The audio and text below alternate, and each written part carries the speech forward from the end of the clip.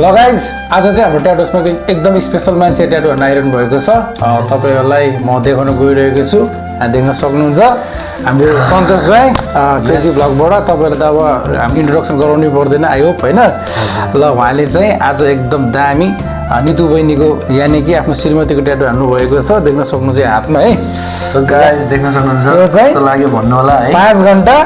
19 minute लागेर चाहिँ non stop है फेरि गाइस नन स्टप अनि सो म यहाँ दाइलाई चाहिँ थोरै रिभ्यू पनि दिन चाहे सो मलाई चाहिँ यो ट्याटो चाहिँ कसम के यति मन पर्यो यति मन परेछ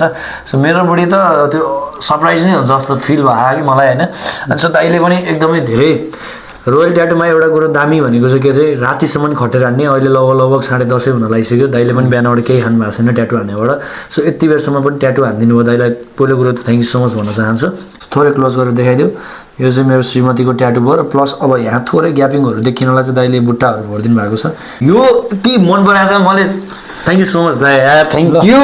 यस्तो मन पराएको ट्याटो ल गाइस तपाईहरुलाई पनि यस्तो ट्याटो चाहिएको छ नि ल क्रेजी भ्लगमा सन्देशले त हान्नु भयो तपाईहरुलाई पनि है त ल आउनु होला है चुले निम्तो thank you so much yes thanks